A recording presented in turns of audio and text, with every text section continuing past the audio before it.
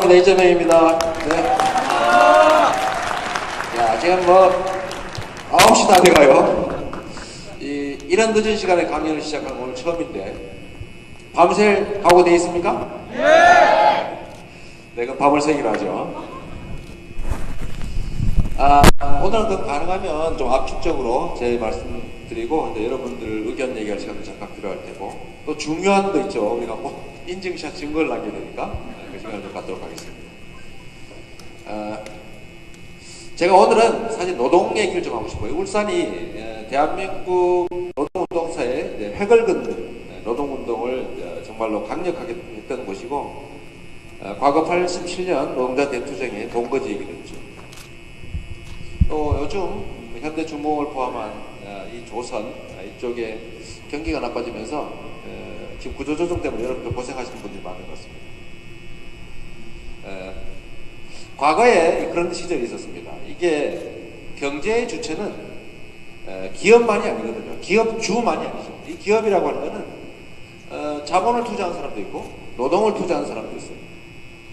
그러니까 노동과 자본이 합쳐져서 생산을 하고 그걸 또 나누죠. 기여한 만큼. 그런데 우리 묘하게도 이상하게 돈을 투자한 사람은 주인이라고 하고 노동을 투자한 사람들은 그냥 아무 때나 이익이 나면 자본을 투자한 사람이 다 갖고 손해가 나면 노동자가 다 부담해요. 그죠? 그거 좀 이상하죠? 우리 사회가 이때까지는 이걸 당연하게 여겨왔는데 사실은 이건 당연한 게 아닙니다. 이 나라가 국민들로 구성되어 있고 국가의 존재 이유는 국민들이 함께 잘 살게 하는 데 있죠. 안전하게 평화롭게 복지를 누리면서 살게 하는 게 국가의 의무입니다. 그리고 국가 권력은 최대 다수의 최대 행복을 위해서 행사되는 거죠. 그런데 이 나라 국민의 거의 성년의 거의 대부분 지금 직접 임금을 받고 노동을 하는 사람만 2천만 명에 해당해요. 요즘은 노동 현장에서 쫓겨나가지고 자영업 하는 사람이 많죠. 그리고 맨날 망해요. 그죠? 그런데 이 노동자들은 이 나라의 중요한 구성원들이고 또 노동으로 인해서 우리 사회에 이제 국가 생산물도 생겨나고 또 늘어나는데 이상하게 상황만 나쁘시면 그 책임을 전부 노동자가 집니다. 어쩌면 우리는 이걸 당연한 걸로 받아들일지 모르겠어요. 그러나 저는 당연하지 않다고 생각합니다. 국가의 존재 이유는 억강부약에 있다. 원래 사람들이 모여 살면 사람들은 욕심이 있어요. 욕망이 있는 거죠. 인간은 원래 그래요. 그건 나쁜 거 아닙니다. 그게 뭐 본질이죠. 그런데 함께 모여 사는 사회에서 힘 세다고 힘없는 사람과 다 뺏어 갖고 있으면 어떻게 되겠어요? 망하겠죠. 약육강식이 밀림이 되면 동물의 세계에서는 딱 먹을 만큼만 잡는데 사람은 쌓아놓기 위해서 잡습니다. 이게 사람의 특성이죠. 근데 이 사람은 그런 욕망을 통제하지 않으면 그냥 다 없어질 때까지 계속 잡아요. 그래서 이걸 통제하기 위해서 우리가 정부라고 하는 걸 말합니다. 그래서 정부의 역할의 제일 핵심은 억강부약에 있습니다. 힘센 사람들의 무한한 욕망을 억제시키고 또 힘없고 못 가진 사람들의 좀 그걸 부축해서 그분이 억강부약, 제가 좋아하는 말을 오늘 누가 갖다 붙여놨거든요. 저기 억강부약. 한 글을 먼저 쓰고 한 문을 뒤에다 쓰지. 꼭 무식한 사람처럼 저렇게 해요. 한문 잘 모르는 사람. 잘한다 이거지. 이 전두환이가 옛날에 사람 많이 죽이고 광주 학살하고 지가 대통령이 된 다음에 딱 내세운 게 뭐예요? 가장 부정의하게 집권해놓고 정의사회구현을 모토로 내세웠어요. 예? 민주정의다. 그리고 당시에 그 국정부호가 정의사회구현이었어요. 그러니까 정의사회란 말이 진짜 이미지 나빠졌는데 하여튼 누가 보셨는지 모르지만 감사하긴 합니다. 저게 정부의 역할이죠. 그러려고 우리가 세금 내고 그러려고 우리가 권력을 맡긴 거예요. 그런데 실제 정부의 역할을 맡은 사람들, 구체적인 정치인, 관료들이 하는 짓을 주로 보면 강자한테 빌붙어가지고 강자들의 약자에 대한 착취를 도와준 다음에 그렇게 얻는 부정한 이익의 일부를 나눠갔습니다. 그 대표적인 게 누구? 잘 몰라요. 여기 울산이라서. 박근혜와 새누리당. 이 박근혜가 이번에 한 게 그거 아닙니까? 자기는 직접 돈을 받지 않았다고. 자기 식구가 받으면 자기가 받은 거지. 삼성한테 뭐 부탁 들어주고 삼성한테 돈 받고, 어디에서 돈 받고 면세점도 해달라고 해서 면세점 해주고 돈 받고. 저는 예를 들면요, 국가가 원래 해야 될 일이 면세점 허가 같은 딴지 고형칙이거든요. 그걸 왜 꼭 재벌한테 줍니까? 노동자들한테 주면 안 돼요? 네? 서민들한테 협동조합 만들어 거기다 주면 안 됩니까? 우리는 그런 거 성남에서 많이 해요. 약올르게 한번 얘기해야지. 자, 청소회사, 청소 용역회사 있잖아요. 그 무슨 기술이 필요합니까? 뭐 시장 개척이 필요합니까? 시장하고 계약서 쓰면 딱 맞는 거잖아요. 근데 이거를 개인한테 주면 권리금이 30억 합니다. 그래서 이걸 청소 노동자들이 만든 협동조합에다 줬어요. 얼마나 좋아요. 그랬더니 그 중에 민주노동당 당원이 2명 있다고 저를 종북의 자금줄이라고 3년 동안 괴롭혔죠, 정부가. 그래서 작년에 제가 서울지검에 끌려갔다가 갑자기 거기 가서 제가 유명한 사람이 돼가지고 대선 후보 1%에 들어갔어요.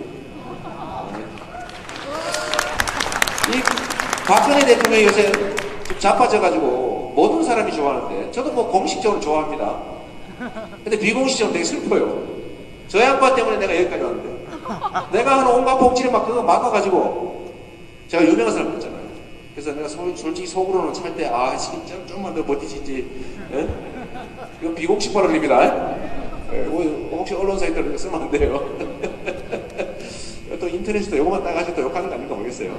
농담이 예, 확실하게 해야 어쨌든 이 국가 권력이라고 하는 거는 우리 사회 약자들한테 좀 더 잘 살 수 있는 기회를 주고 그런 게 국가의 기능인데, 실제로는 완전히 반대로 하고 있다는 거예요. 이런 거 있으면 그냥 자기 친구한테 사인해주고 뒷돈 받아먹고. 즉 국가가 원래 해야 될 가장 본질적인 역할, 억강무양, 함께 잘 사는 사회를 만드는 거예요.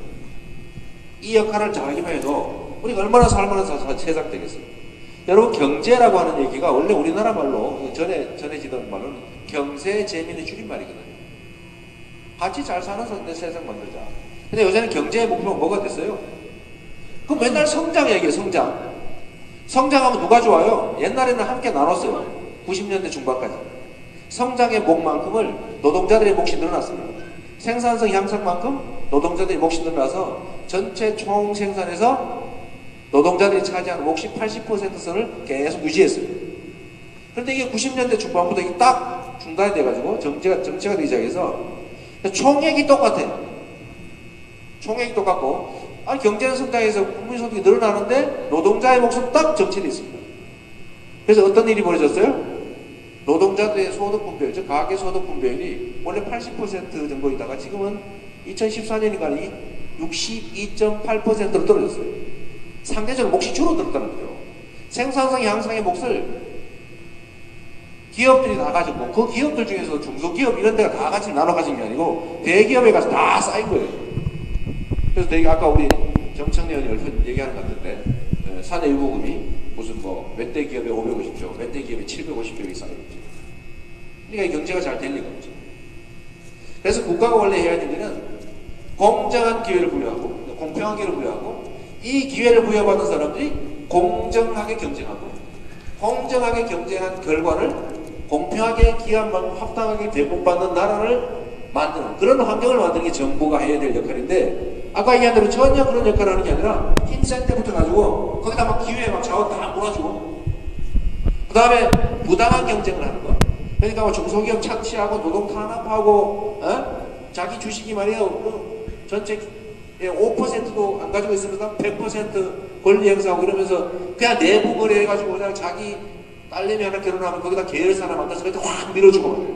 이래서 돈 한 푼도 안 받고 세금 안 내고 상속받고 이런단 말이에요. 이런 이익의 나라가 될 리가 없잖아요. 억강부약을 하는 게 반대로 하거든요. 그 중에 핵심이 바로 노동에 대한 탄압이에요. 여러분들 가족 중에 노동자가 엄마, 아빠 또는 아들, 딸 아니면 삼촌 뭐 등등에 없는 사람이 없을 겁니다. 혹시 나 재벌 아들 와 있어요 혹시? 재벌 있을지도 모르지 혹시? 있으면 손 좀 들어봐요. 한 명도 없네.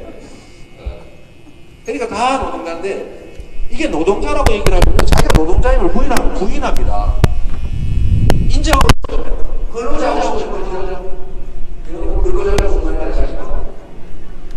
황시민이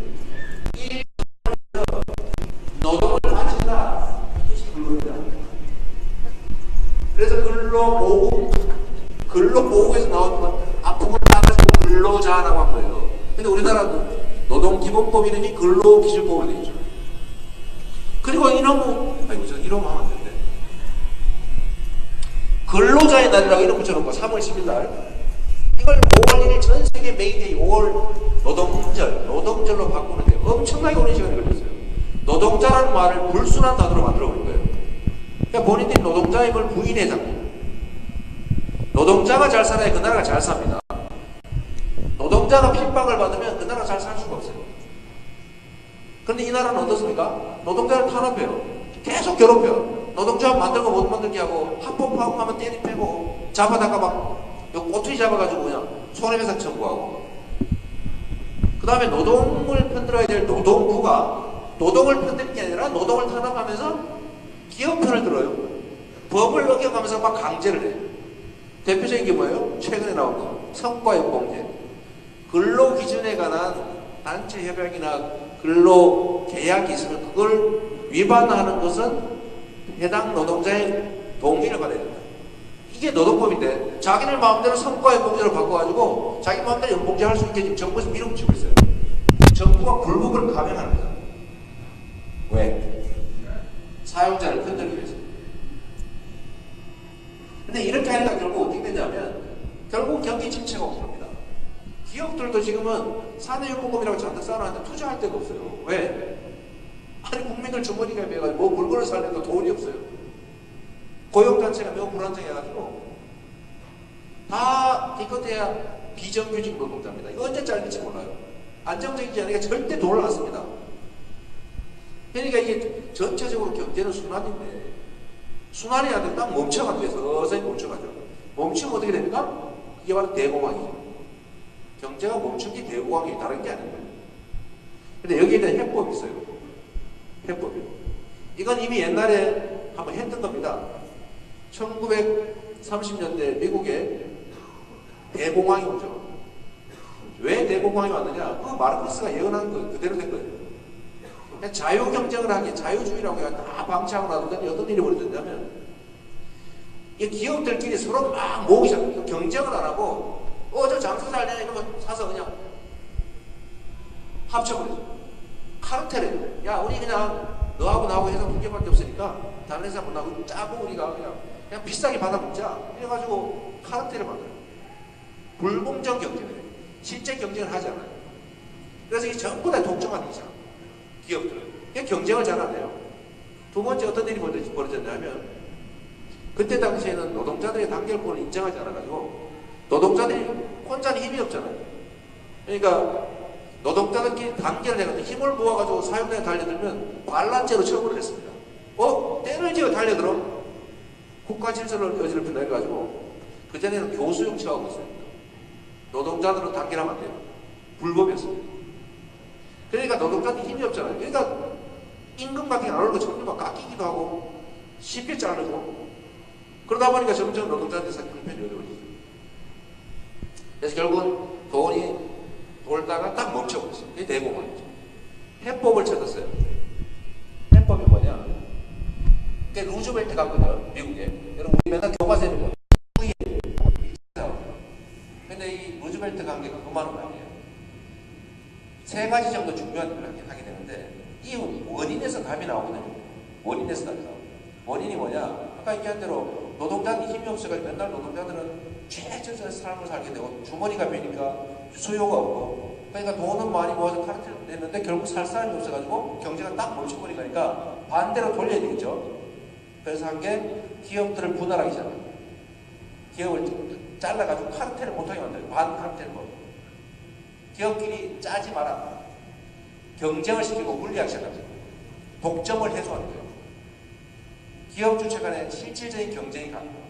두 번째, 이 취업 못하고 손가락 빨고 길에서 굶어 죽을 사람들한테 처음으로 복지정책이라고 하는 것이 시작합니다. 일자리도. 그래서 TVA가 나온 거예요.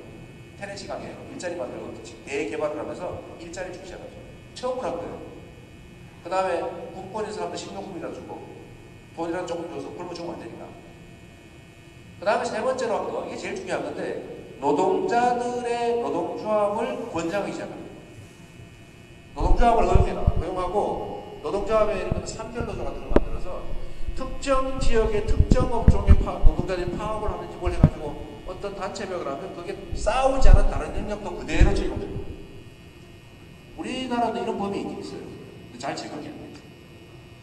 그래서 결국 이게 그때 당시도 이에 대해서 얼마나 저항이 많았겠어요. 저 빨갱이다 저거. 그런데 이 루즈벨트라는 사람이 그걸 이겨내죠. 이겨내고 싸워서 심할 때는 이런 일도 있었어요.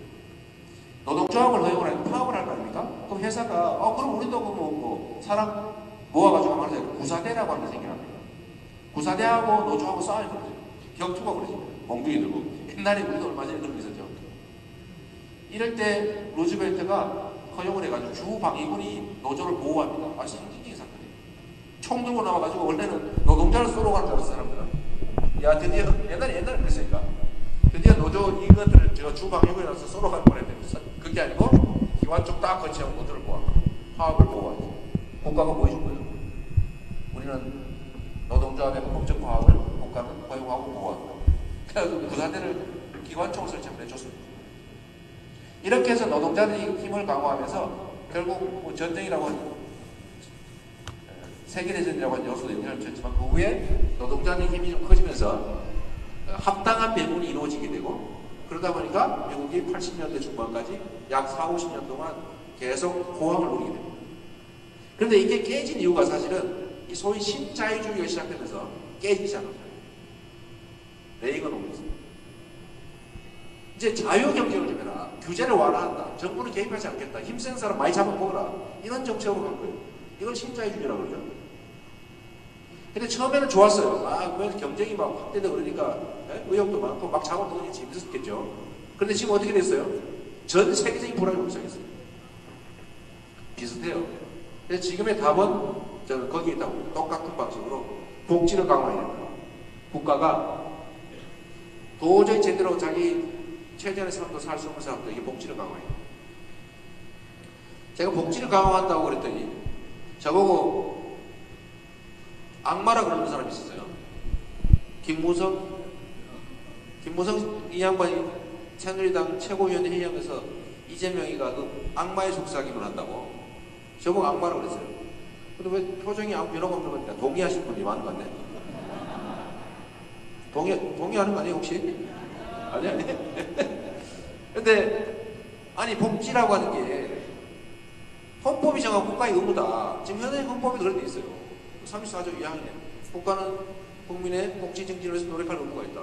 그 반대로 한 거예요. 국민은 국가의 복지 확대를 요구할 권리가 있다. 똑같은 말이잖아요. 그리고 상식적으로 국민이 세금을 냈는데 막 없애라고 냈습니까? 국가 안보나 질서유지에 필요한 비용을 최소한으로 쓰고 꼭 필요하니까 먼저 써야지. 쓰되 최소한으로 써야죠. 왜 불필요하게 낭비합니까?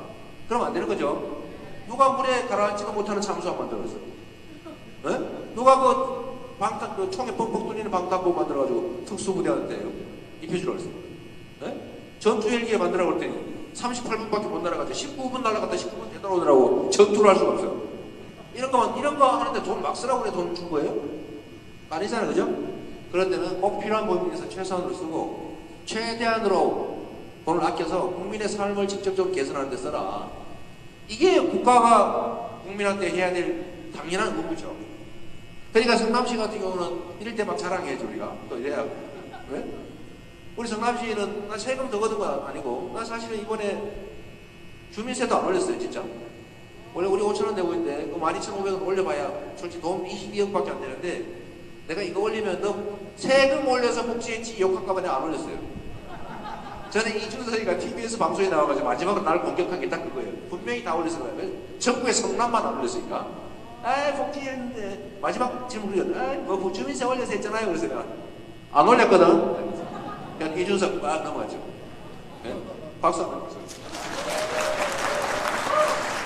그런 것처럼 이거는 세금을 올린 것도 아니고 진짜 아껴가지고 빚 갚고 제가 현금으로 4,120억 갚았습니다. 성남시 하면서 빚 갚고 또 쥐어짜가지고 그걸로 뭐 무상교 산후조리비지원 청년배당 이거 최근에 한 거고 그 전에 노인 일자리 그 다음에 뭐 교육복지 보육복지 장애인복지 이런 거 한 7, 800억 이 정도 했는데 그거 잘했다고 칭찬해야 되는데 이 양반 김무성과 우리 박근혜 대통령은 올 연초 기자회견에서 성남시를 콕 집어가 이렇게 얘기했어요. 이 양반 어디서 귀가 안 지럽겠네. 이거 뭐 청년들한테 그 돈 줘가지고 인식 먹는 거 누가 못하나요? 뭐 이랬어. 제가 그때 그 말을 듣고 내가 그랬죠. 니는 못해. 왜? 그럴 마음도 없고 그럴 돈도 없잖아. 그걸로 창조경제가 순실히 먹여 살려야 되잖아. 맞는 말이죠? 그 사람은 그런 의사가 없어요. 근데 그렇게 돈을 쓰는 그 자들 입장에서 보면 이 복지학대라고 하는 게 이상한 사람인 거예요. 왜 그럼 공짜다. 저거 하는 이재명 호플리스트다. 이런 식으로 맨날 음해하는데 자기들이 못하니까 자기들이 할 생각도 없으니까 그런 거죠. 그 제가 자꾸 그랬잖아요. 박근혜 대통령 요새는 전 대통령 그냥 대통령이지. 이 박근혜 이분이 정세 없는 복지한다고 약속해놓고는 실제로는 복지 없는 정세 막 해잖아요. 이게 말이 앞뒤만 다른데 엄청난 차이가 있죠. 정세 없는 복지한다고 약속했거든요. 근데 사실은 복지 없는 정세에 담배세 올리고 주민세 올리고 다 막 올렸잖아요. 복지는 줄였단 말이에요. 복지를 줄이고 이번 연도에는 세상에 또 경로당 난방비 300억을 또 깎았더라고 또. 그러다 국회에서 다시 살리긴 했어요. 복지를 축소하는. 그래놓고는 왜 저를 비난하냐고. 사실 지가 비난받아야지. 나라 빚을 말이에요. 150억이나 나라 빚 늘려놓고 세금 증세하고 복지는 줄이고 그래놓고 무엇은 할 말이 있다고. 진짜 자기가 선거 때 한 공약을 제가 대신 지키고 있는데 성남에서. 그런데 그걸 어떻게 비난해? 성남으로 이사갈 생각하지 말고 나라를 바꾸면 됩니다. 그래서 이 복지를 늘리는 거는 국가의 기본적인 의무를 하는 거예요. 그리고 이걸 늘리는 게 실제로 경제 성장에 도움이 됩니다. 요즘 기본소득 얘기 많이 나오죠. 기본소득을 해야죠. 왜냐하면 처음에는 선별복지, 복지가 그냥 공짜로 주는 게 아니고 사실은 자본주의 시스템을 유지하기 위해서 나온 겁니다. 두 번째로 나온 게 보편복지. 이게 더 좀 비효율성이 있다. 차라리 현금으로 그냥 일률적으로 주자.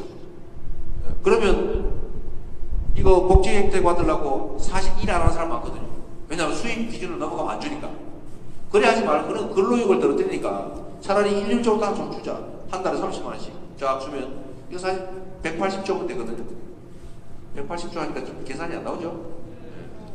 조금만 세금을 더 걷으면 됩니다. 어차피 우리가 받을 건데. 세금을 그만큼 걷어가지고 30만원씩 기본소득을 하면 80몇 %가 이익을 본대요. 나머지 10몇 %가 손해를 봐. 왜? 35조 원씩 영업이익의 대기업들은 세금 좀 더 내도 됩니다. 그렇죠? 진짜 좋아하는 거예요?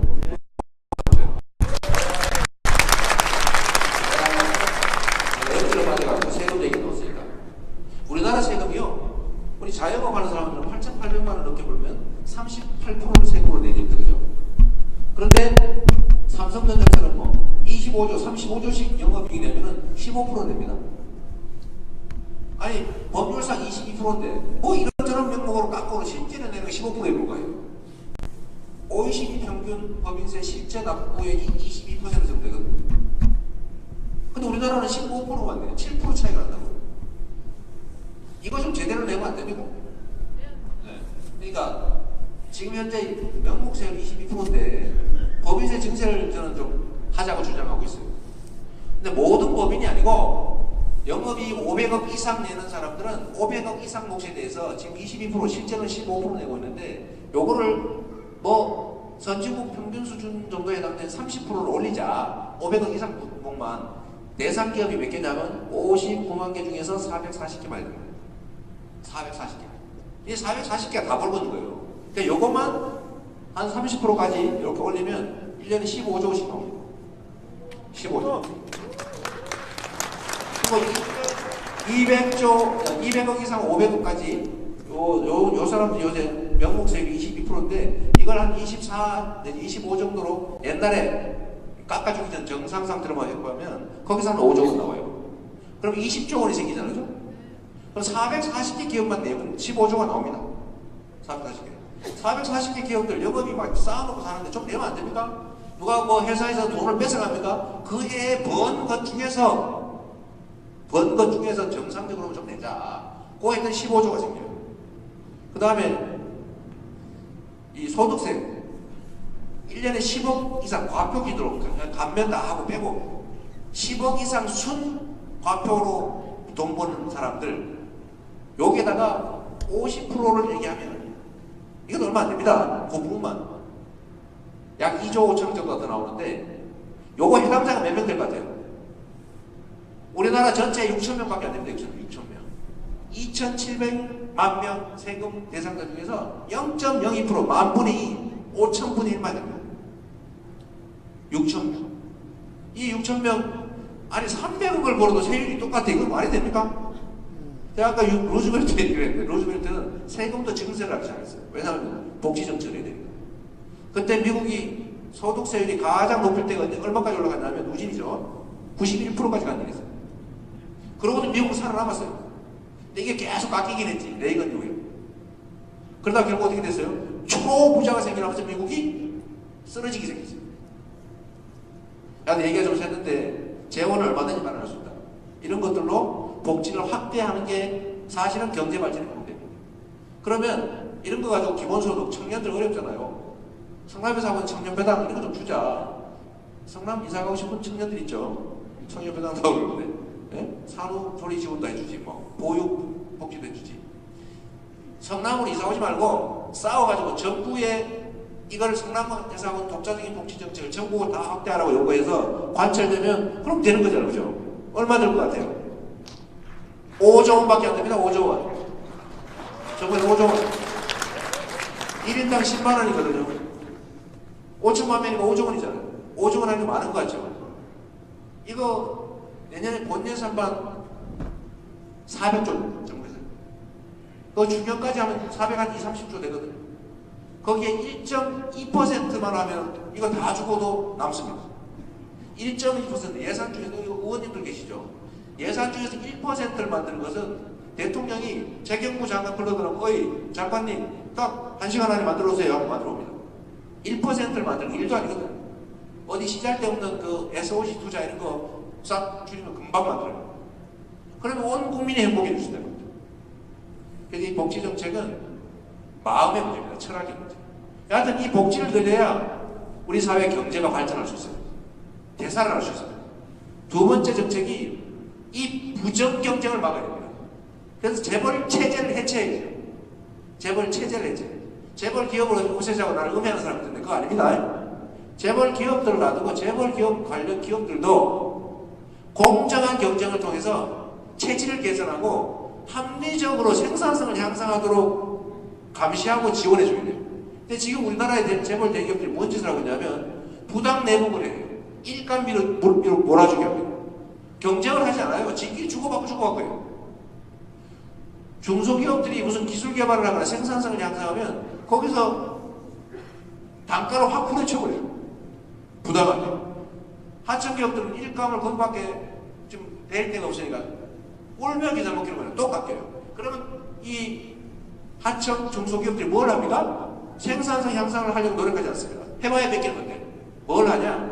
주로 노력한 게 그 대기업 구매 담당 임직원들을 데리고 술집을 다니기 시작합니다. 거기서 로비하는 게 훨씬 싸거든요. 그래서 단가를 유지하게 돈을 더 버리긴 해요. 그거 안 하고 내가 진짜 생산성 향상해가지고 열심히 기술 개발해가지고 생산성을 올려놓으면 와서 프리랜서가 다 뺏어가거든요. 이걸 정부가 규제를 해야 되는데 규제를 하지 않습니다. 이 서양 같으면 이런 짓 하면은 징벌배상을 해서 망해버리거든요. 무슨 열심히 창업하고 기술 개발해 놓으면 그 기술 다 뺏어가고 핵심 인력 스카우트 해가지고 데려가버려요. 그걸 싹 다 뺏겨버려요. 그래서 누가 여기서 기술 개발하고 창업하고 하겠어요? 능력 때문에 다 해외로 도망가는 거죠. 해외로 도망가고 시키고 있어요. 그러니까 이런 부정한 경쟁적 요소를 제거하고 합리적 경쟁이 가능하게 만드는 게 중요해요. 그래서 재벌 체제를 해체해요. 5% 지분을 갖고 있으니까 5% 지분에 의한 권리만 행사해라. 네? 그리고 거기에 국민들이 얼마나 많은 지분을 가지고 있어요. 아니 삼성전자에 삼성 가문이 가지고 있는 지분이 5%가 안 됩니다. 네? 다 누가 가지고 있어요? 국민연금, 주식형 펀드 이런 걸로 국민들이 가지고 있어요. 그럼 회사의 의사결정에 그만큼 권한 행사를 하게 해줘야 될 거 아닙니까? 그런데 이거를 권한 행사를 하게 하는 게 아니라 오히려 이거 자기 지분 상속하는데 이번에 국민연금 시켜가지고 여러분들 주머니를 다 들어간 거 아닙니까? 털린 줄도 모르고 있는 거 아니에요 혹시? 뭐 알고 있겠죠? 여러분들 진짜 5만원 10만원 찢어가지고 냈는데 그 돈 중에서 이번에 최하 5천억을 저 사람 삼성물산하고 제일모직 합병해가지고 삼성물산의 지분 16점 몇 프로 확보하고 삼성물산이 가지고 있는 삼성전자 지분 4.2 몇 프로 10조 원어치 권리를 행사할 수 있게 준 바람에 삼성의 총수지휘 승계가 끝났습니다. 거기에 세금 한 푼도 안 들어갔고 여러분이 5천억을 보조해 주셨어요. 이게 정부가 됩니다. 이런 부당한 구조를 뜯어 고쳐서 공정하게 합리적 경쟁을 할 수 있게 만들어야 나라가 살아요. 경제가 살아요. 두 번째, 마지막, 세 번째, 노동자가 살아야 됩니다. 지금 여기 아마 이 동네는 대기업들 현대자동차, 현대자동차 여기 있죠. 현대중공업, 내가 어제 현대중공업 사인했는데 이런 대기업들 안에 사내하청이라는 이름의 불법 파견 근로를 하고 있지 않습니까? 이게 불법이거든요. 직접 고용하라고 현대자동차에 판결 났어요. 이거 사내하청 불법이니까 몇 년 이상 했으므로 정식 직원으로 고용이라 때 판결 났는데 딱 그 사람만 정규시켜주고 다른 사람들은 재판 받아가지고 오라고 지금 버티고 있어요. 불법이 방치되고 있는 거죠. 이렇게 하면 안 되는 거죠. 그뿐만이 아니에요. 예를 들면 아니 52시간 이상 일 시키지 말고 그 52시간 이상 일하는 몸만큼 합쳐서 추가 고용을 해라. 그리고 8시간 이상 일하면 1.5배 임금 줘라. 할증해 줘라라고 했더니 실제로는 1.5배가 아니고 무슨 임금 체계를 이상하게 만들어가지고 0.8배를 주고 시키고 있어요. 임금은 기본급하고 이 월급은 조그만하게 해놓고 상여금을 이상하게 만들어가지고 그걸 다 통상임금에서 뺀 다음에 1.5배를 하니까 실제로 받는 임금보다 더 적은 거예요. 그러니까 다 연장, 야근, 특근 직급이거든요. 근데 요거를 제대로만 통제하고 52시간 이상 일하는 사람만 이게 360 몇만 명이에요. 367만 명이었습니다. 요 사람들 그만큼 새로 고용하면 일자리가 노동부 자체 계산에 의하면 15만 개 되고요. 예, 노동단체에서 계산한 거에 의하면 최대 80만 개가 생깁니다. 그러니까 뚝 잘라가지고 40만 개만 일자리 생긴다고 치면 지금 당장 40만 개 일자리가 순식간에 생겨나요. 그 법만 지켜도. 아니 직권이 많고 올해 6,030원 최저임금 정해놨는데 이 시간당 6,030원을 못 받는 사람이 작년에는 240만 명이었는데 재작년에는 240만 명이었는데 작년 연말로 다시 계산해보니까 260만으로 20만 명이 더 늘어났더라는 거예요. 이게 나라입니까? 즉 정부가 해야 될 사회적 약자들, 그중에서 노동자들을 탄압을 하니까 노동의 몫이 점점 줄어들어요. 그러면 정부가 어떻게 되느냐? 자꾸 그 소수의 기업에 배만 불려가지고 거기다 창고에 돈이 쌓이고 돈이 돌지 않고 이 노동자들은 불안하니까 돈 쓰지 않고 그냥 결국 경제순환이 안 되고 딱 서서히 속도 안 떨어져서 침체하고 나중에 딱 멈출 겁니다. 이거 어떡할 거예요? 그래서 탈출하는 방법은 노동을 강화해야죠. 노동권을 보장하고 노동에 대한 지원을 강화해야죠. 노동부는 진짜 노동자 편을 들어야죠. 네? 기재, 저기 어디입니까? 그 산업 산자부. 거기가 원래 기업 편드는 데잖아요. 산자부 장관하고 노동부 장관이 멱살 잡고 홍보부장이 싸워야 됩니다. 근데 이게 싸우는 게 아니라 참 전부 다 노동자 탄압하는 일을 하고 있어요. 왜? 정부의 기본적인 기조가 노동자들을 억압하는 거니까. 그래놓고 여러분들한테 그렇게 얘기하는 거죠. 노동은 빨갱이 냄새가 나게 만드는 거예요. 노동권은 왠지 빨갱이 냄새 나지 않습니까? 여러분 혹시 제가 빨갱이처럼 보이는 거 아니에요? 설마 이런 건 안 그렇겠지? 근데 이게 우리의 슬픈 현실이죠. 그래서 우리는 앞으로 이 얘기를 해야 됩니다. 저는 정치하는 사람들이 노동 얘기를 회피하더라고요. 이렇게 하면 제가 어쩌면 종북으로 몰지도 모르죠. 빨갱이죠, 좌파. 제가 이거 분명하게 얘기하는데 저는 진보 좌파입니다. 원래 진보라고 하는 것은 새로운 질서, 새로운 법, 새로운 가치, 새로운 원칙을 만들자고 하는 걸 진보라고 얘기죠. 그건 빨리. 보수란 뭐예요? 현재 우리가 가지고 있는 합의, 우리가 가지고 있는 법 질서, 우리가 가지고 있는 원칙과 가치, 이런 걸 좀 지키자. 바꿔도 좀 천천히 하자. 이게 보수화돼요. 내가 지금 이때까지 얘기한 것 중에 새로운 질서 만들자고 한 거 있습니까? 법대로 하자고, 법대로. 크게는 헌법이 정한 민주공화국의 가치, 평등한 기회, 공정한 경제, 합당한 배분. 이거 우리 헌법에 다 써져 있는 거 아닙니까? 민주공화국의 가치, 핵심 가치 아니에요. 그리고 그게 구체화된 게 법인데 노동법 좀 지키자고요. 사내 부당 내부거래 매입죄니까 형사처벌하자. 이번에 저기 재벌들 자기 이권 챙기느라고 대통령 만나가지고 대통령이 압류하니까 누구한테 돈 줬다는데, 저는 처음에 이게 뜯긴 거라고 생각했는데 가만히 들다 보니까 뜯긴 게 아니고 같이 먹은 거예요. 그래서 이거 돈 준대. 에? 내가 이재용 회장 그 직접 만나가지고 돈도 직접 줬다는 거더라고. 그 뇌물공여로 구속해. 이럴 때 박수 안 쳐요? 아, 왜 일이 세다는 이유로 처벌을 안 해요? 그게 법이죠. 그게 우리가 가야 될 길이죠. 제가 박근혜는 청와대를 나오는 순간에 수갑을 덜컥 채워가지고 그냥 남들이 보면 인권침해라고 하니까 수갑을 돌돌 말았어요. 어? 똑같이 이렇게 끌려가는 거 보여줘야 된다. 네? 이거 보고 나보고 과격하다 그러는데, 아니 법을 어긴 중범죄자를 그러면 구속해가지고 구치소 보내야지 대통령을 했다는 이유로 봐줍니까? 이때까지 다 봐줘가지고 나라가 이 꼴이 됐어요. 그러니까 죄진자는 처벌하게 하자. 법대로 하자. 이게 왜 진보입니까? 이거 보수의 가치예요. 노동법 지키자. 이게 진보예요? 앞으로 나보고 진보 장파라는 사람이 섞을 정도 있어요. 저는 이런 걸 이렇게 우리 사회가 가지고 있는 이런 말도 안 되는 신화를 깨는 게 제 일이라고 생각합니다. 제가 종북몰이 한다고, 저는 종북몰이 하는 데 좋아해요. 종북으로 좀 몰아주세요.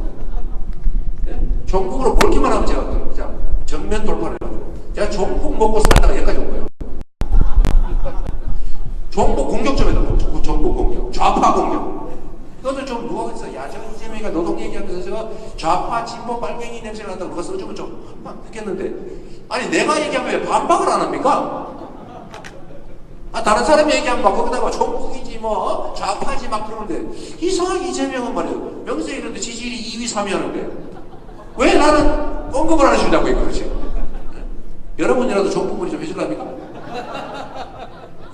우리 사회 신화가 몇 개 있는데 그 중에 하나가 종북물이죠. 그 중에 또 하나가 노동에 관한 이야기. 노동을 얘기하면 진보 좌파 좀 생각. 그런데 왜 그래야 됩니까? 이 나라의 대부분이 노동자예요. 우리 대부분의 우리 다음 세대가 다 노동자일 겁니다. 그걸 왜 내가 노동자임을 부인하는 거예요? 공무원도 노동자고 선생님도 노동자고 다 노동자네요. 군인도 노동자 아닙니까? 경찰도 노동자. 내가 가진 거라고 몸뚱이밖에 없어서 노동을 팔아서 임금을 받는 걸 노동자라고 하잖아요. 그게 부끄러운 겁니까? 그거는 자랑스러운 거예요. 돈 넣고 돈 먹게 한 놈들이 다 부끄러운 거지. 저 권력자하고 짜웅해가지고 정경유착해가지고 부당하게 이보고 국보고 해가지고 잔머리 굴려가지고 국민의 그 피같은 국민연금 가지고 그 아버지의 지위를 상속하는, 진짜 이거 그거 돈이 그리 없습니까? 그런 게 부끄러운 거예요. 우리 부끄럽지 않은 사람들이 박수 한번 해요. 그래서 우리가 정말로 부끄럽지 않은 나라는 어디예요? 지금 부끄럽잖아요. 법을 많이 어길수록 돈을 많이 버는 나라예요. 나쁜 짓을 많이 할수록 돈 많이 벌고 존중받는 나라가 됐어요. 그러니까 이런 나라에서 무슨 희망이 있습니까? 이제는 진짜 원칙대로 법 지키고 그런 사람들이 존중받는 그런 나라 만들고, 그 핵심에 노동의 가치가 존중되고 노동이 지원받고 노동권이 당연한 것으로 인정되는 그런 노동 중심의 세상을 만들어 봅시다. 네, 감사합니다. 지금 나보고 그만하라고 뛰어 올라오죠? 진행자 시간 갖도록 하겠습니다.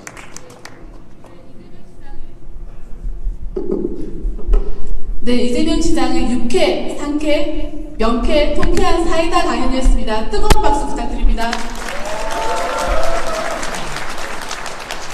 네, 시장님 내려가시지 마시고요.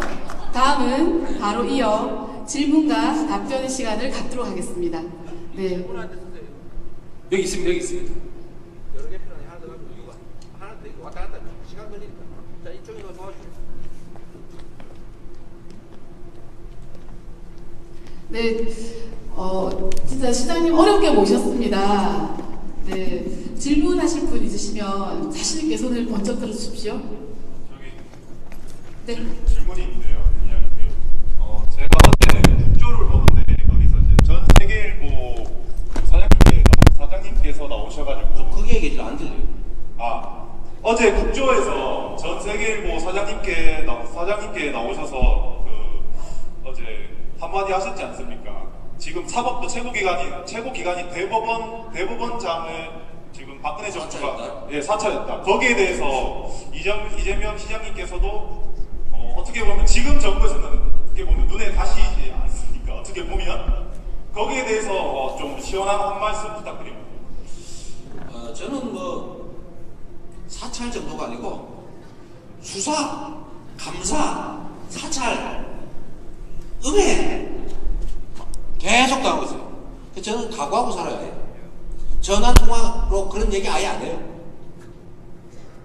그리고 제가 SNS를 많이 하잖아요. 그걸 최순실이가 청와대에 보낸 뉴미디어실에서 저를 갖다 SNS를 계속 실시간 감시를 했다는 거예요. 저는 하는 줄 알고 있었거든요. 근데 최근에 SNS 많이 했다고 고발을 당해가지고 제가 얼마 전에 검찰청에 불려갔다 왔어요. 제가 또 불려갔다 올 때 제가 이러고 가지 이러고 잘 됐다. 근데 역시 지지율이 오르더구만. 갔다 오니까. 이거는 뭐 일상적으로 있는 일이죠. 나라가 정상이 아니니까. 그래서 오늘 저보고 이렇게 여기에 대해서 멘트를 하나 해달라고 기자들이 얘기해서 남들은 뭐 헌정 파괴 그러긴 했죠. 도둑 속을 했어. 도둑 속을. 정부가 도둑 속을 범죄 집단이 되고 말았다. 제가 그래서 좀 너무 심했나? 헌정 질서 파괴 이런 것도 나왔죠. 맞잖아요. 도둑놈이 된 거야. 도둑놈이. 예? 법을 지키고 국가를 좀 제대로 운영하라고 했더니 그 권력을 이용해가지고 훔치고 때리고 빼앗고 이런 짓 하는 데 쓴 거예요. 그러니까 쫓겨났지. 근데 여러분 이거 알아야 됩니다. 여러분 쫓겨났다고 안심하고 있죠 지금. 천만에 만만에 콩떡이에요. 진짜 조심해야 될 것 같아요. 이 얘기 하나 할게요. 우리 역사를 보면 민중들이 치열하게 싸워가지고 뭔가 결과를 내면요 누군가가 그걸 날치게 갔습니다. 자, 해방된 다음에 나라 팔아먹은 친일파들이 이승만의 이름으로 미군정을 넣고 날치게 갔어요. 그런 다음에 온갖 나쁜 짓 하다가 4.19 혁명이 났어요. 군사쿠데타로 뺏어갔습니다. 박정희. 자, 80년에 박정희가 79년에 총 맞아 죽었어요. 이 총 맞아 죽었다 그래도 나 막말했다 그러나? 상관없어, 사실이니까. 총 맞아 죽고 난 다음에 심지어 탕탕질이라고 하네. 총 맞아 죽고 난 다음에 5월 사람들이 희망을 갖고 열심히 싸우는데 결론은 사람 수없이 죽여가면서 소위 광주학살 해가면서 뺏어갔어요. 그러고 난 다음에 또 고통받다가 87년에 열심히 또 우리가 싸웠습니다. 그랬더니 노태우가 6.29 선언 이런 이상한 짓 해가지고 싹 뺏어갔어요. 그 후에 3당학 당해가지고 또 뺏어가고 이번에 우리가 열심히 싸워가지고 박근혜 대통령이 쫓겨날 만한 그런 상황이 처했는데 지금 여러분들 안심하죠? 박근혜 대통령 힘들어. 그냥 연달아 나오니 어떡합니까? 이 박근혜 이분이 지금 버티는 이유가 있어요. 시간이 지나면 국민들은 지칠 거고 그리고 우리가 힘을 모아서 다시 복귀할 수 있다고 확신하고 있습니다. 근데 지금 그 현상이 이미 나타나고 있어요. 탄핵 의결 났다고 지금 느슨해진 틈에 황교안 총리가 권한대행이 완전히 대통령 흉내가 아니라 대통령보다 더 심하게 하고 있습니다. 지금. 그리고 지금 내각제 개헌 이걸 매개로 보수 진영들이 쫙 이합집산하려고 준비하고 있어요. 결국은 얼굴을 싹 바꿔가지고 다시 복권할 겁니다. 그래서 저는 이거를 6.29 이후 가짜 6.29 가짜 3당 합당 모형으로 복귀하려고 그러는가라고 생각해서 얼마 전까지 그런 얘기를 했는데 지금 가만히 보니 그게 아니에요. 4.19 이후 모형이 지금 생각나고 있습니다. 4.19 후에 아니 이승만이 쫓겨났으면 그 제도위에서 대통령을 뽑았으면 아무 문제가 없잖아요. 그 야정조 잘해보자 이러니까 내각 책임제를 한 거예요. 내각 책임제를 하면 어떤 일이 벌어지냐면 현상을 바꿀 수가 없습니다. 그 비정상적인 구조를 고칠 기회가 없어요. 왜냐하면 아니 권한을 하나만 가지고 있어도 지금 잘 행사가 안 되는데 그걸 쪼개가지고 4팀 5팀으로 나눠놨는데 이 사람들이 합의를 하지 않으면 아무것도 현상을 바꿀 수가 없잖아요. 지금 꼭 아니 야권이 여소야대가 됐는데도 국회에서 아무것도 못하고 있죠. 예? 법안 하나도 통과 못하잖아요.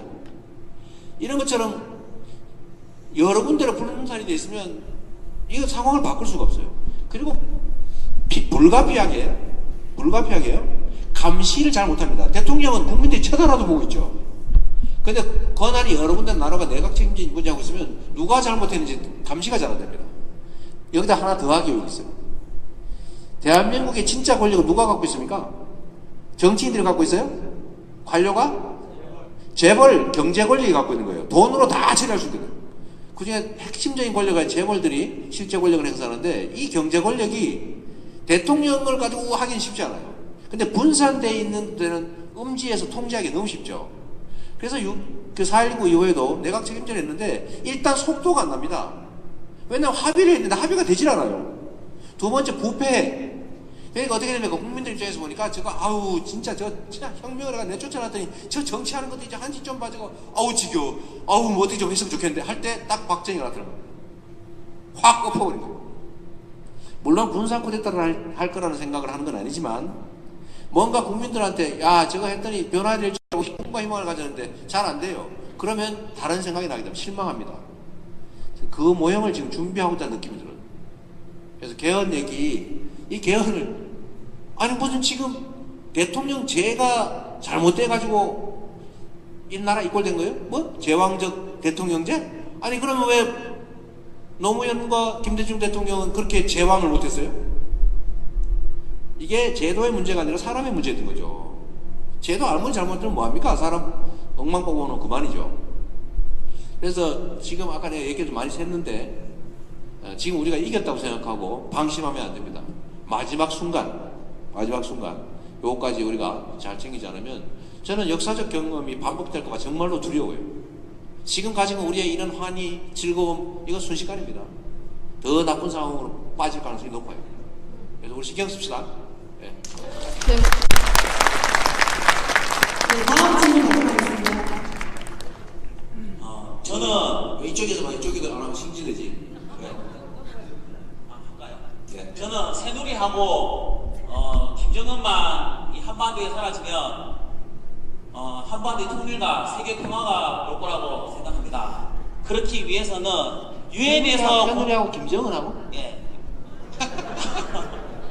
그래서 유엔에서 공고하는 국가보안법을 폐지해야 된다고 생각합니다. 왜 국가보안법을 폐지했냐면 선거 때마다 보면 언론에서 뭐 북한 핵 쏘고 북한 뉴스가 빗발치고 또 새누리당은 그걸 이용해서 전국몰이를 하고 그렇지 않습니까? 그래서 제가 조사를 해봤는데 왜 그럴까 조사를 해봤는데 국가보안법이 국정원을 제외하고 보통 사람은 정보를 취급하면은 전부 국가보안법에 걸린다고 들었습니다. 그렇기 때문에 국정원이 북한 정보를 갖고 있다가 대선자가 되면은 푸는 게 아닌가 저는 그렇게 생각합니다.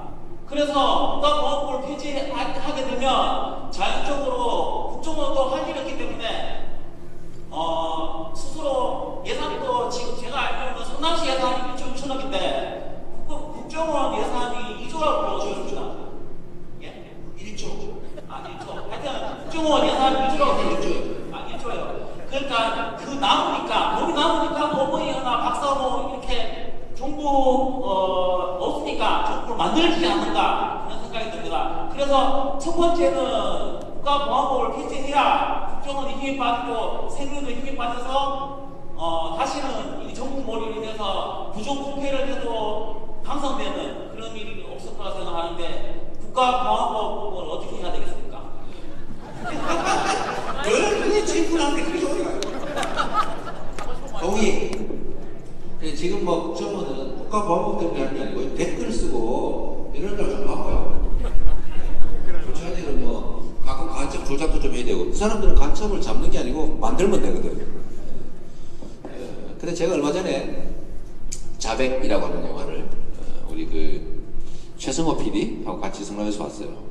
보니까 저는 뭐 변호사니까 소위 시국 사건, 양심 사건 이런 거 변호사니까 저 보니까 뭐 맨날 보던 거라서 그러긴 한데 정말 가슴 아프긴 하더라고요. 근데 그 통계가 딱 있는데 무슨 사건 다 자막이 내려오잖아요. 시간대별로. 근데 보니까 간첩도 유행이 있어.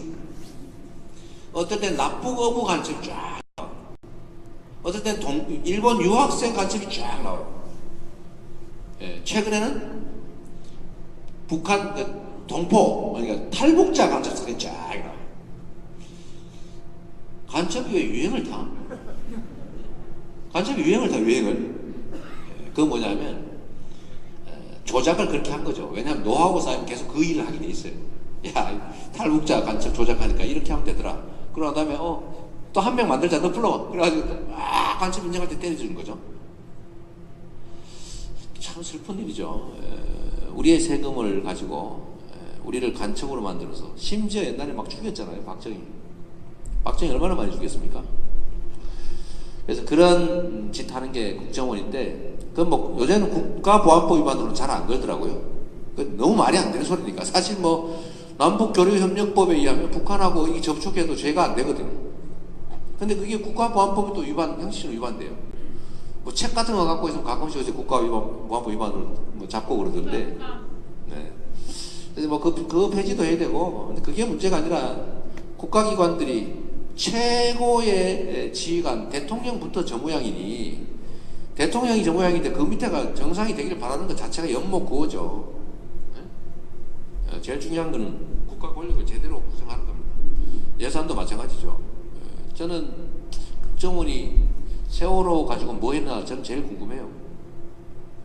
그것도 한번 꼭 알아봐야지.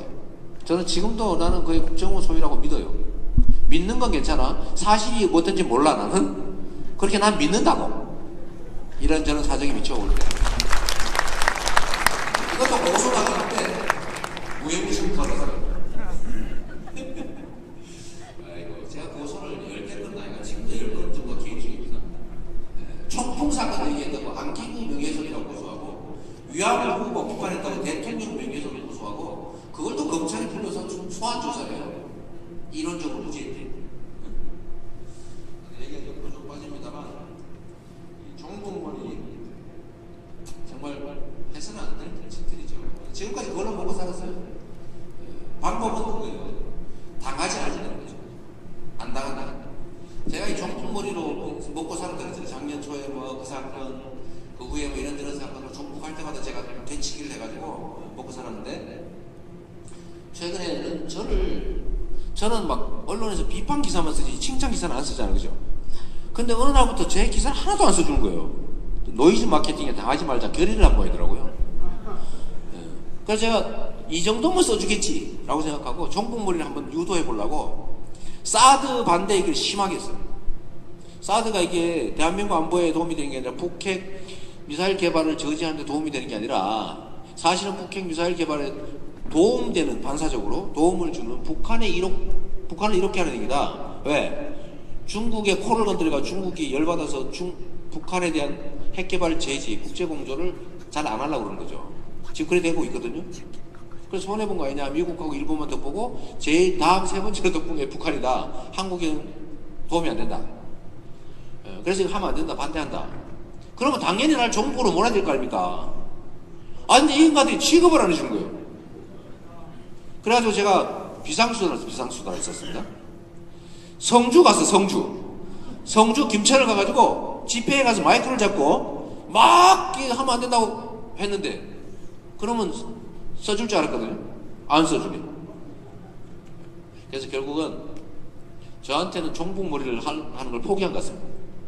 네, 할 때마다 제가 정면으로 뒤받아가지고. 네, 박수 한번 주세요. 종북머리는 저한테는 좋아하지. 야, 북한을 내가 좋아하지 않는다. 그 3대 세습하고 비민주적이고 사실 인권보장도 잘 안 되는 그런 나라를 내가 좋아할 것 같냐? 내가 그럼 정신병자 아니다 라고 먼저 시작한 다음에 진짜 정복이 누구냐면 국가 안보를 정략에 이용하느라고 북한을 이롭게 하는 가끔씩 북한에 돈 주고 총질해달라고 미사일 쏴달라고 한 그 인간들이 바로 정복이다. 예? 국방하라고 해서 1년에 40조씩 들여가지고 북한 공식적으로 지출되는 국방비가 뭐 2조가 안 된다는데, 예? 최소한 40조면 20배 아닙니까? 인심 써가지고 북한이 10조 지출한다고 쳐. 북한의 1년 예산이 7조인가 그렇다거든요? 그럼 7조 다 국방비로 쓴다고 쳐. 그러면 7, 7이 49, 7이 42. 6배는 되는 거잖아요. 그죠? 아니, 6배의 국방비를 지출하면서 왜 미군이 없으면 맨날 진다고 그러는 거예요, 도대체? 그러니까 돈이 많아가지고 맨날 그런 방위비리 저지르고 있는, 바로 그게 국가 반역행위고 너희들이 총국이다. 이렇게 말하고 이렇게 말하면 죽기는 안 되는데 총국머리를 안 해줘. 자, 섭섭합니다. 혹시 뭐 연닿는 분 있으면 총국머리 공격 좀 해달라주세요. 이번에 이쪽에 적어야 돼요. 네. 조금만 하고 이제 끝내야 된다, 그죠?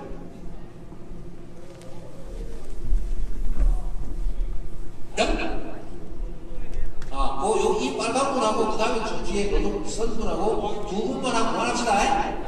다음에 저 뭐 여기서 뭐 우리가 학술은 무슨 것도 아니고. 네. 마이크 들고 안 들려요? 안 들려요? 들리십니까? 들리세요? 네, 좀 크게 얘기해요. 아, 예, 알겠습니다. 저는 현황과 관계된 건 아니지만 지방자치 관련해서 좀 여쭤보고 네. 싶은데, 이제 앞에 계신 시장님께서는 교부금 깎는다니까 단식까지 하실 정도로 되게 중요시 여기셨잖아요.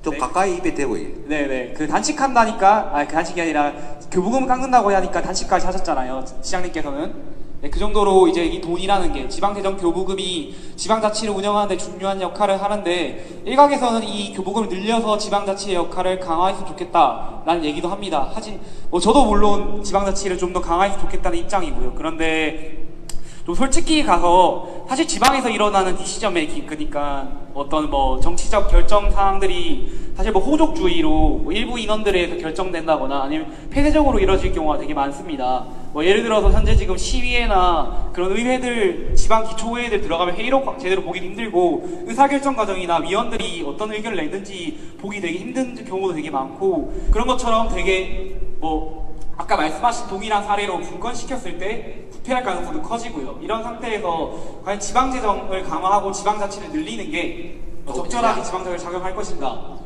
네, 그걸 여쭤보고 싶습니다. 사실 되게 중요한 문제인데, 우리 울산시의 1년 예산이 얼마쯤 됩니까? 4조.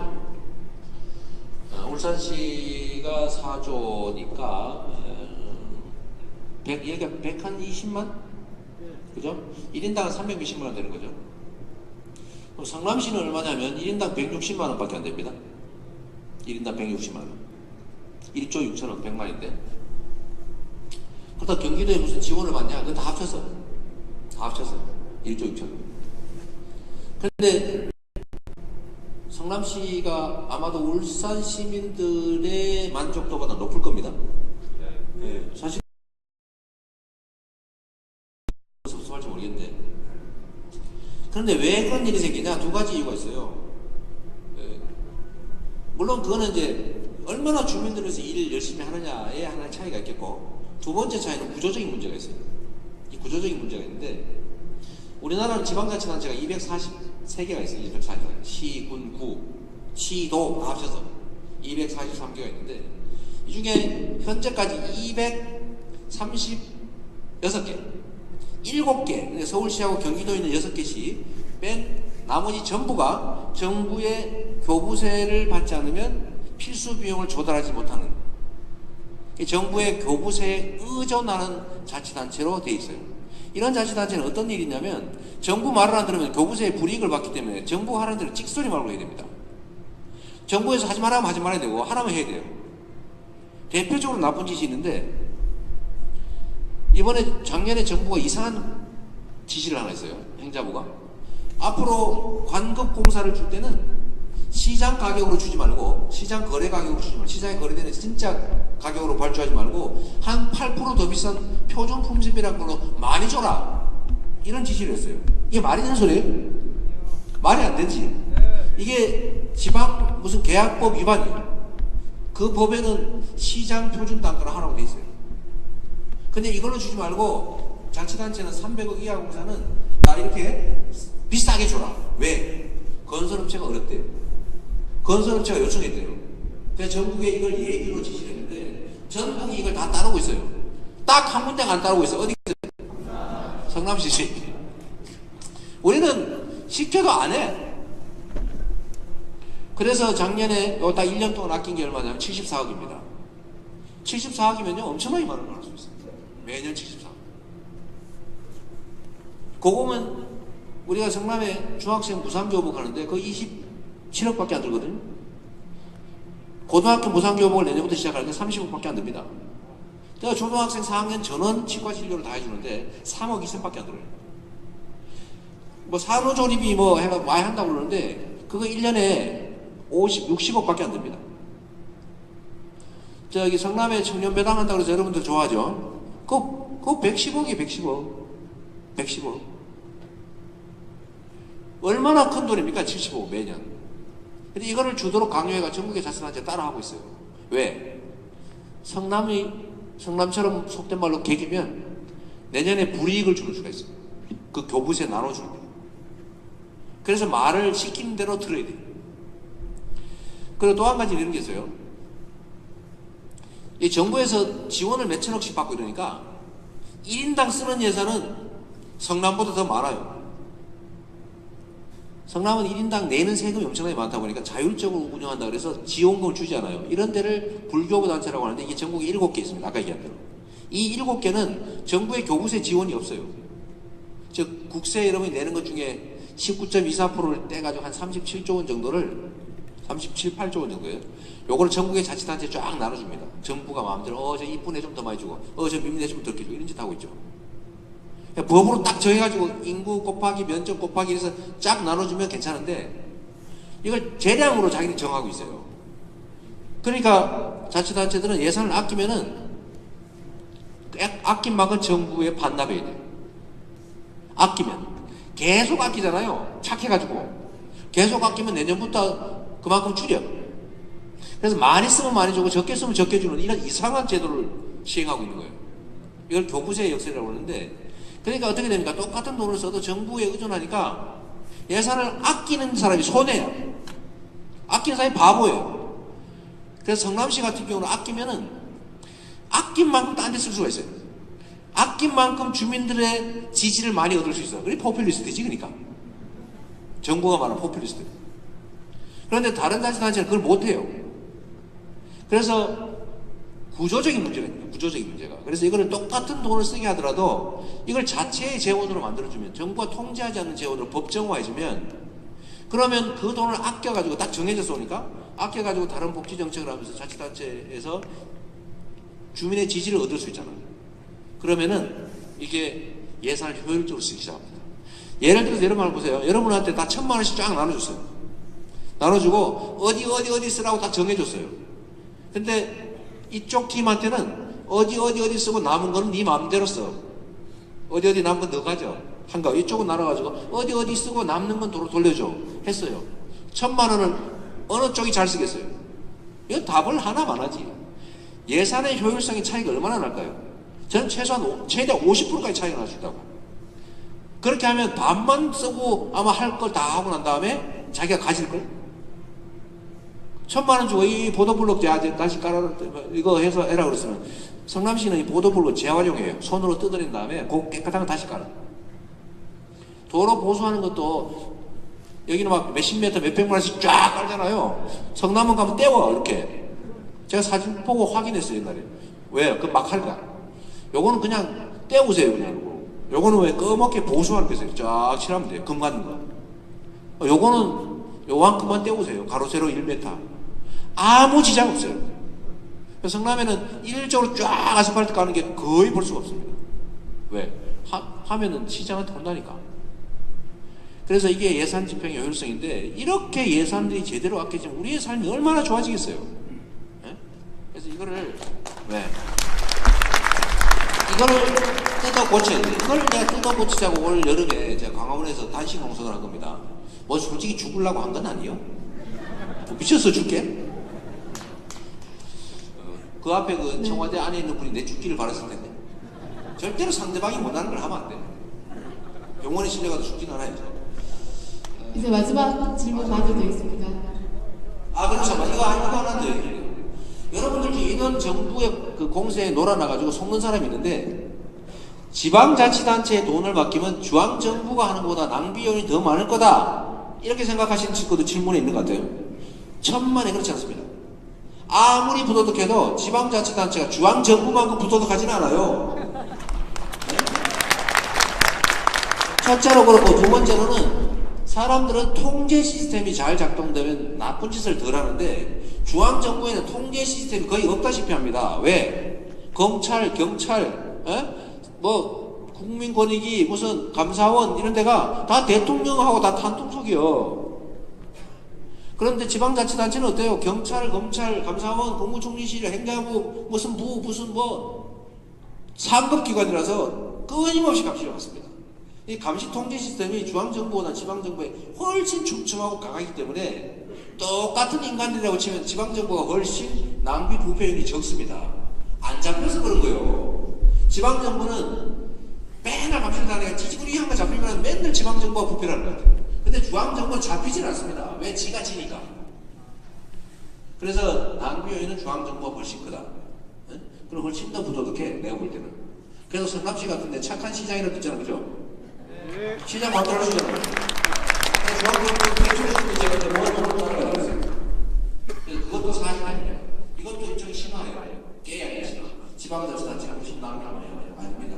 중앙정부가 훨씬 낭비하고 네, 마지막 빨간으로 뒤에 그거 하고 끝냅시다. 인증샷 해야 되니까. 예, 시장님, 그 노동운동에 대해서 질문드리겠습니다. 그 시장님이 얘기했던 그 노동운동이 강해야 노조가 힘이 세져야 그 사회가 건강해지고 또 경제가 활성화된다라는 얘기 전적으로 동감하고요. 그러나 현실에서의 노동운동은 간접 고용과 이 비정규직이 있는 한 이 노동운동은 설 자리가 거의 없다고 보면 됩니다. 그래서 이런 문제에 대해서 시장님의 생각은 어떠한지, 그리고 이 비정규직과 정규직 간의 그 조직 간의 갈등 문제, 이런 문제를 어떻게 슬기롭게 해체해 나갈지에 대해서 질문드리고 싶습니다. 네, 정말로 중요한 얘기인데요. 지금은 사실은 다 기업별 노조가 되어 있고 그것도 주로 정규직 노동자들로 구성된 노조들만 살아남다 보니까 거기가 주로는 자기들 이익을 많이 이렇게 확보하는 쪽으로 조직 이기적으로 움직여요. 그러니까 그 똑같은 회사 안에도 정규직 노조는 계속 좀 세지고 그 사내 하청 또는 그 비정규 이런 데 빠지니까 이 차이가 격차가 점점 커지는 겁니다. 근데 이거는 노조 자체에만 맡겨놓으면 이런 현상이 벌어져요. 그래서 이걸 정부 정책으로 노동을 보호하는 쪽으로 바꿔야 됩니다. 그래서 산별 노조화 해야 돼요. 산별 노조화. 그리고 어느 특정 지역의 특정 업종의 단체 협약이 체결되면 그 단체 협약 적용 범위를 확대하는 일반적 구속력이라고 하는 조항이 있어요. 이걸 최대한 확대시켜줘야 됩니다. 그러니까 여기 어디 무슨 똑같은 뭐 종류의 현장이 이 회사 저 회사 있는데 이 회사 노동조합이 싸워서 이기면 다른 회사에도 적용됩니다. 원래 이런 제도가 있어요. 있는데 지금 적용을 안 합니다. 근데 결국 이건 정부 태도에 관한 문제거든요. 정부의 입장이 노동을 강화하고 자본과 노동 사이의 힘의 균형을 이루어야 합리적 배분이 이루어지고 그게 우리 사회를 좀 더 튼튼하게 하고 국민들을 행복하게 하고 이게 경제 성장에 도움을 준다 라고 해서 그런 방향을 가기로 마음먹고 그쪽으로 유도하고 그거를 막는 쪽을 제재를 하면 사실은 물론 자본 측이 많이 저항을 하겠지만 이 법으로 대체적으로 다 가능한 일이기 때문에 실전 충분히 잘 갈 수 있어요. 근데 지금은 탄압을 하고 있잖아요. 탄압을 권장을 해야 돼요.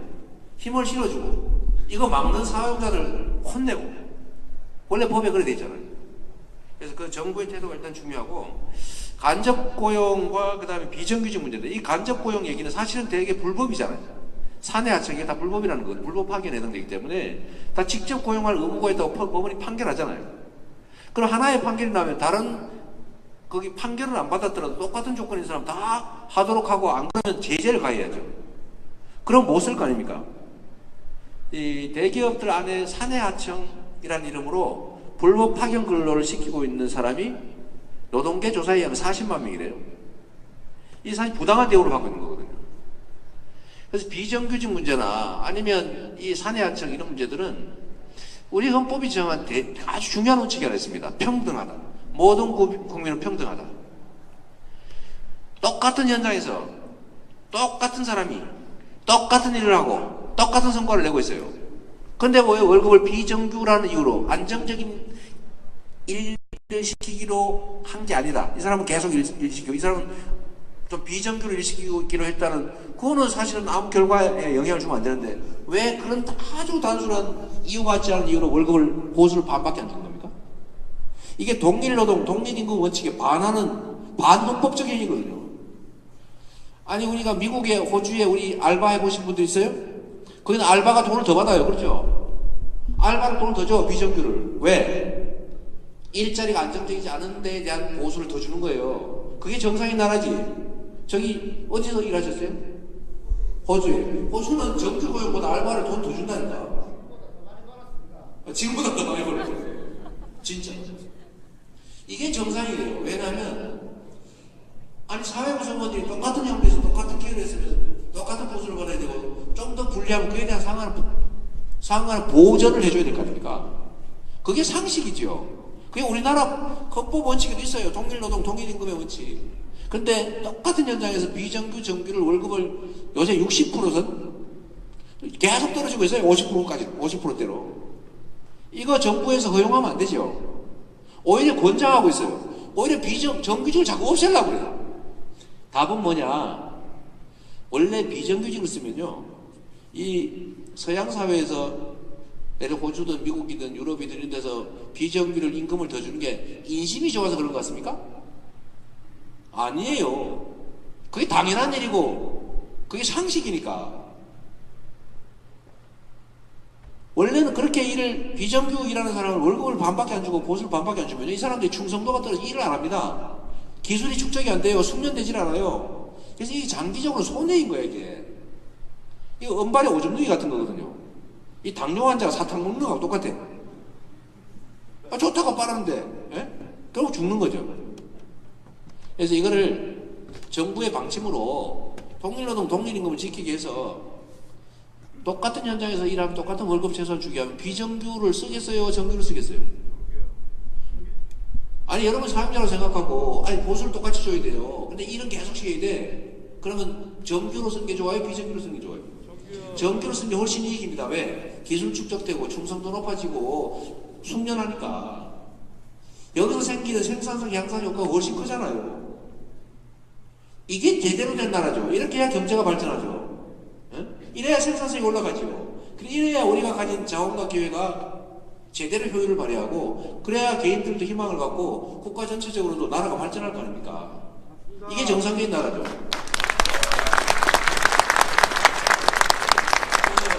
비정규직을 이런 상태에서 정규직으로 바꾸라, 이런 얘기 사실 백약이 무효입니다. 아니, 정규직으로 바꾸면 월급을 따블로 바로 줘야 되는데 하겠어요? 그래서 이런 거는 비정규를 정규로 바꾸라고 하자. 월급 똑같이 줘라. 왜? 이게 법이 정한 원칙이니까. 그렇게 하도록 유도하고, 그렇게 안 하는 거면 헌법에 위반되는 행위이니 못하게 막으면 되잖아요. 그게 국가가 할 일 아닙니까? 그래서 산별노조도 권장하고, 산별노조 못하게 자꾸 방해하고 있거든요, 사실은 정부에서. 기업별노조로 가기가 기업별노조 깰라고 난리를 치고 있어요. 이게 나라 망치는 짓이라니까. 노동을 보호하고 노동을 강화해야 되는데 실제로 정부가 뭔 짓을 하냐면 노동을 약화시키는 일을 끊임없이 하고 있습니다. 성과연봉제. 그 성과연봉제, 이거 옛날에 뭐 GM이니 뭐 이런 데서 다 했던 거거든요. 했더니 생산성이 떨어지더래요. 그래서 다 포기했는데 우리나라는 이제 와서 새로 도입합니다. 쉽게 자르려고. 성과의 문제는 성과 별로 없네 그러고 월급 팍 깎으면 못 다니잖아요. 사실은 마음대로 해고하려고 만드는 건데 문제는 이게 불법이라는 거예요. 이미 현장에서 적용되고 있는 노동조건보다도 불리하게 하려면 해당 노동자들의 동의 또는 과반수가 넘는 노동조합의 동의를 받으라고 되어 있는데 노동자들의 동의도 안 받은 상태에 정부가 일방적으로 여기서 밀어붙이고 있어요. 불법을 강요하잖아요. 또 심지어 노동개혁입법이라고 우리 박근혜 대통령이 막 서명도 하러 다니고 있어요. 경제 살리기 노동개혁입법 통과시켜주세요. 무슨 대통령이 서명을 합니까? 그건 서명운동으로 힘없는 약자들이라는 거예요. 근데 그것까지 동원해가지고 박근혜 대통령이 막 서명하러 성남에까지 왔는데 내가 모른 척이 없죠. 그래서요. 근데 이 노동개혁 4법이라고 하는 게 주로 뭐냐면 그 통상임금 범위 해가지고 1.5배 주게 되어 있는 거 사실은 0.8배에 현실을 주고 있는데 그걸 0.7배로 더 줄이려고 그런 거 만들고 비정규직 사용기간을 2년인데 4년 늘려가지고 비정규직 더 늘리려고 그러고 해고 쉽게 만들고 말이에요. 파견근로 고용범위 넓혀가지고 다 파견근로. 아니 왜 사람이 노예입니까? 사람 소개시켜주고 돈 받게? 이게 금지돼 있잖아요. 중간착취 금지 조항. 근데 요즘 사람에게 보내주고 그 월급에서 얼마 띄어먹는 걸 우리가 합법적으로 허용하고 있어요. 사람이 노예입니까? 이게 이런 거를 못하게 해야지. 정부가 이런 걸 점점 확대해가지고 노동자들을 마치 어디 저 아프리카에서 미안합니다. 아프리카 또 비하있다 그러나? 어디서 데려온 것처럼 말해요. 이러면 안 되는 거지. 그래서 결국은 이건요 권력을 가진 책임자의 철학과 의지의 문제다 이거다. 그리고 마지막으로 얘기만 하고 끝내죠.